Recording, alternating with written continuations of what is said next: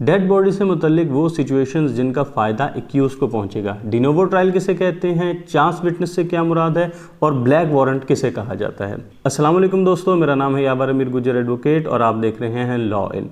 चलें जानते हैं इन सवालों के जवाबात के बारे में। सबसे पहले हम बात कर लेते हैं डिनोवो ट्रायल की। डिनोवो ट्रायल किसे कहते हैं। डिनोवो ट्रायल का मतलब है नया ट्रायल होना, असरे नौ समाअत होना किसी मुकदमे की।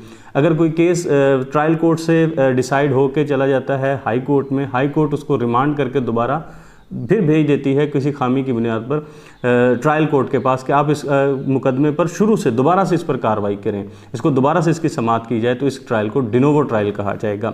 इसके बारे में केस लॉ भी है, remand of case to trial court for de novo trial, कि दोबारा से समाअत के लिए, असर नौ समाअत के लिए हाई कोर्ट ने केस रिमांड कर दिया ट्रायल कोर्ट को। Trial court convicted and sentenced the accused after a full fledged trial. पूरा ट्रायल चला था, उसके बाद ट्रायल कोर्ट ने एक्यूज्ड को सेंटेंस दिया था, उसको कन्विक्शन अवार्ड की थी और सेंटेंस अवार्ड किया था।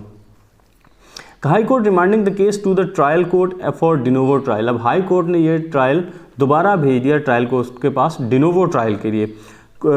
इम्प्यून ऑर्डर ऑफ, अब ये मामला जब जाता है दोबारा सुप्रीम कोर्ट के पास, तो सुप्रीम कोर्ट ने क्या कहा, court impugn order of the high court was set aside and in circumstances and high court shall decide case after reappraisal of entire evidence available on record। और supreme court के पास जब मामला गया तो उन्होंने कहा, उन्होंने जो हाई कोर्ट का इम्प्यून ऑर्डर था, जो इस ऑर्डर को चैलेंज किया गया था, उसको सेट असाइड कर दिया और उसको ये हुक्म दिया गया कि जो आपके पास रिकॉर्ड पर मौजूद सबूत हैं उन्हीं को दोबारा रीअप्रेज करके इस केस का फैसला सुना दिया जाए। 2018 SCMR पेज नंबर 511। अब बात कर लेते हैं उन सिचुएशंस की डेड बॉडी के मुतल्लिक जिनका फ़ायदा एक्यूज को पहुंचा।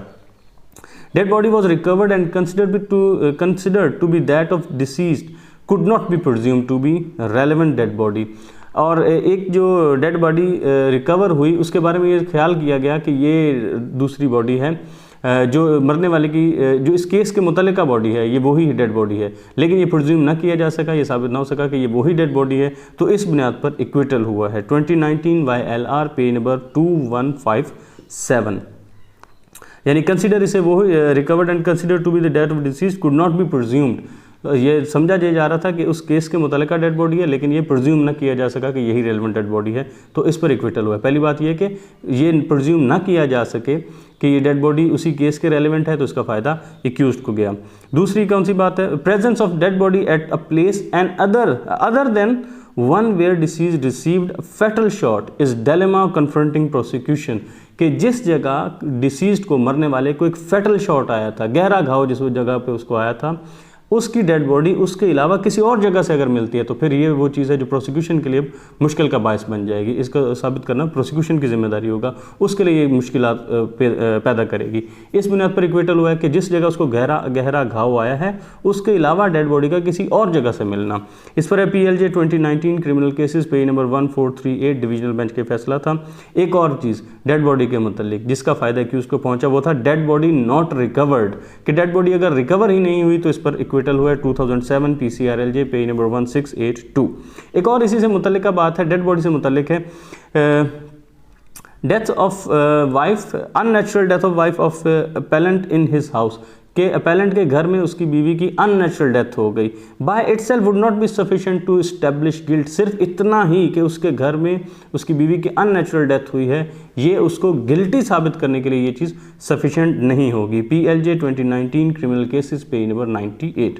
अब बात कर लेते हैं चांस विटनेस किसे कहते हैं। A chance witness is described and defined as the one who has no plausible explanation for his presence near the place of occurrence at the time of commission of offence. Chance witness उसे कहेंगे जिसके पास कोई ठोस वजाहत ना हो इस बात की कि जब वकूआ हुआ तो वो वकूए की जगह पर, जिस वक्त वकूआ हुआ उस वक्त वकूए की जगह पर उसकी मौजूदगी क्यों थी, वो वहाँ पर क्यों मौजूद था। अगर वो इसे नहीं साबित कर सकता, इसकी कोई प्लॉजिबल एक्सप्लेनेशन, इसकी कोई ठोस वजाहत नहीं पेश कर सकता, तो इसे चांस विटनेस कहते हैं। PLJ 2019 criminal cases page number 804 to 1243 divisional bench का भी फैसला है। इसी के बारे में एक और जजमेंट है, chance witness can not be relied upon in murder case without strong corroboration from unimpeachable independent and strong evidence, कि कत्ल के केस में चांस विटनेस पे रिलाय नहीं किया जा सकता ता वक्त कि इसको corroboration ना हासिल हो, कि ऐसी corroboration अनइम्पीचेबल, इंडिपेंडेंट और स्ट्रॉन्ग एविडेंस की अगर उसको corroboration ना हासिल हो तो उस पर रिलाय नहीं किया जा सकता। PLJ 2019 criminal cases page number 725 to 751 to 912, ये भी डिवीजन बेंच का फैसला है। डिसीज वॉज स्ट्रेंगल्ड इन, एक और जजमेंट है, deceased was strangled in his house, उसको अपने ही घर में गला दबा के मार दिया गया था। Ocular testimony was not credible, जो इसका ज़ुबानी शहादत थी वो इस काबिल नहीं थी कि उस पर वो क्रेडिबल नहीं थी। क्यों नहीं थी? As the witnesses were typical chance witnesses, क्योंकि जो इसके गवाह थे वो चांस विटनेसेस थे। For they had furnished no plausible explanation for their presence near the house of deceased, क्योंकि उनके पास कोई प्लॉजिबल एक्सप्लेनेशन नहीं थी कि वो डिसीज्ड के मरने वाले के घर के करीब क्यों मौजूद थे। आगे क्या है? At the early in the morning at about 6:30 AM के सुबह के 6:30 बजे ये लोग वहाँ क्यों मौजूद थे, इसकी उनके पास कोई एक्सप्लेनेशन नहीं थी। That is unbelievable coincidence that witness should arrive at the scene just at the right moment when the deceased was being strangled।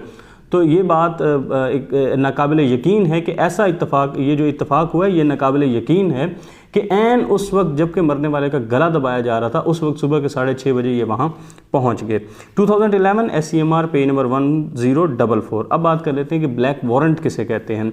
This is an execution process of punishment of death of condemned prisoner, जिस कैदी को मौत की सज़ा सुना दी गई हो, इसकी जो एग्जीक्यूशन का प्रोसेस है, इसको अमल में लाने का जो प्रोसेस है, जो अमल है, उसको डेथ वारंट, ब्लैक वारंट कहा जाता है। ये उसको डेथ वारंट भी कहते हैं। और इस वारंट में होता क्या है? Such warrant sets the time and place of execution, ये इस जो उसकी जान लेने की जो कार्रवाई है वो किस जगह पे होगी और किस वक्त होगी, इसमें ये बात बताई जाती है।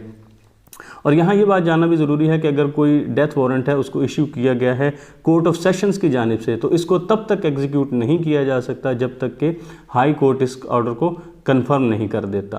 आज की वीडियो में इतना ही। इंशाल्लाह आपसे मुलाकात होगी नेक्स्ट वीडियो में। तब तक अपना बहुत ख्याल रखिएगा। अल्लाह हाफिज़।